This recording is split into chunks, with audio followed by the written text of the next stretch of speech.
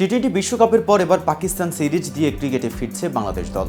আর এই সিরিজ দিয়েই বিশ্বকাপের হতাশা কাটিয়ে উঠতে চান মুশফিকুর রহিম, নাজমুল হোসেন শান্তরা। আর এই মিশনে মূল ভরসা কাদের উপর? নাজমুল জানালেন, দুই ক্রিকেটারের উপর ভরসা রাখছেন তিনি, কিন্তু কোন দুই টাইগারের উপর এবং কেন ভরসা রাখছেন শান্ত, এ বিষয়ে বিস্তারিত থাকছে প্রতিবেদনের বাকি অংশে। সাথে আছে মেহেদি হাসান।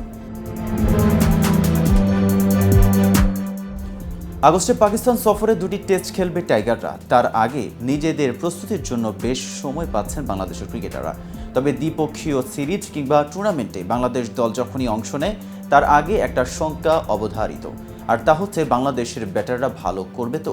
দীর্ঘদিন ধরেই বাংলাদেশের ব্যাটিং বিভাগ বিবর্ণ। এবারের সংক্ষিপ্ত সংস্করণে বিশ্বকাপেও ব্যাটিংয়ের ভঙ্গুর চিত্র ফুটে উঠেছে। এমন ব্যাটিং বিভাগ নিয়েই পাকিস্তানের পেস বোলারদের মোকাবেলা করতে হবে বাংলাদেশকে। পাকিস্তানের বোলিং বিভাগ বিশ্বের অন্যতম সেরা, বিশেষ করে পেসাররা। তাদের বিপক্ষে সিরিজ কতটা চ্যালেঞ্জিং হবে সেটাই আজ জানতে চাওয়া হয়েছিল নাজমুল হোসেন শান্তের কাছে। শান্তের মতে সিরিজটি চ্যালেঞ্জিং হবে, আর এই সফরে মুশফিক, মমিনুল হকদের অভিজ্ঞতার উপর ভরসা করার কথা জানিয়েছেন তিনি। ঢাকা এক কুইজের পুরস্কার বিতরণী অনুষ্ঠানে শান্ত বলেছেন, ব্যাটিং প্ল্যানিংটা না বলি, ওটা আমাদের মধ্যে থাক, তবে হ্যাঁ, অবশ্যই চ্যালেঞ্জিং হবে। পাকিস্তান খুবই ভালো দল, তবে আমার মনে হয় এই ফরম্যাটে আমাদের বেশ কয়েকজন অভিজ্ঞ খেলোয়াড় আছেন।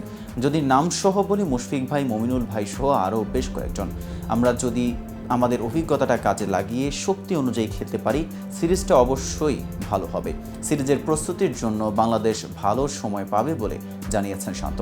বাংলাদেশের অধিনায়ক বলেছেন, পাকিস্তান সিরিজ ভিন্ন ফরম্যাট। এই ফরম্যাটে বেশ কিছু নতুন প্লেয়ার আসবেন যারা টি-20তে ছিলেন না। যারা আসবেন তারা অনেক আগে থেকেই প্রস্তুতি নিচ্ছেন। সিরিজের আগে সবাই প্রস্তুতির জন্য যথেষ্ট সময় পাচ্ছে। আশা করি ভালোই হবে। সব পরিকল্পনাই করা আছে, প্র্যাকটিস ম্যাচ আছে এবং যাওয়ার আগে অনুশীলন সেশন থাকবে। এগুলো করে যতটা সম্ভব ভালো প্রস্তুতি নিয়ে যেতে চাই।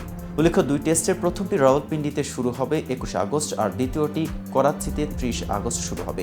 এদিকে অস্ট্রেলিয়ার অভিজ্ঞ পিচ কিউরেটর টনি হ্যামিংকে 2 বছরের জন্য নিয়োগ দিয়েছিল বিসিবি। মূলত তার অধীনেই পূর্বাঞ্চলে নির্মিত শেখ হাসিনা আন্তর্জাতিক ক্রিকেট স্টেডিয়ামের উইকেট প্রস্তুতের কথা ছিল বিসিবির। তবে 1 বছর না যেতেই বিসিবির চাকরি ছাড়ার ঘোষণা দেন হেমিং।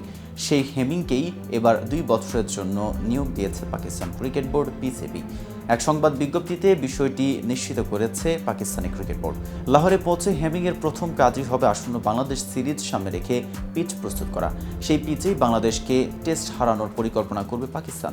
তার প্রস্তুত করা পিচেই বাংলাদেশের বিপক্ষে বিশ্ব টেস্ট চ্যাম্পিয়নশিপের 2টি ম্যাচ খেলবে পাকিস্তান। এরপর ইংল্যান্ডের বিপক্ষে 3টি টেস্টের উইকেটও তৈরি করবেন হ্যামিং। তো ভিউয়ার্স, ভিডিওটি সম্পর্কে আপনাদের কোনো মতামত থাকলে কমেন্টস করে জানাতে পারেন। আর নিয়মিত ক্রিকেট আপডেট পেতে কেটিভি ক্রিকেটের সাথে থাকুন।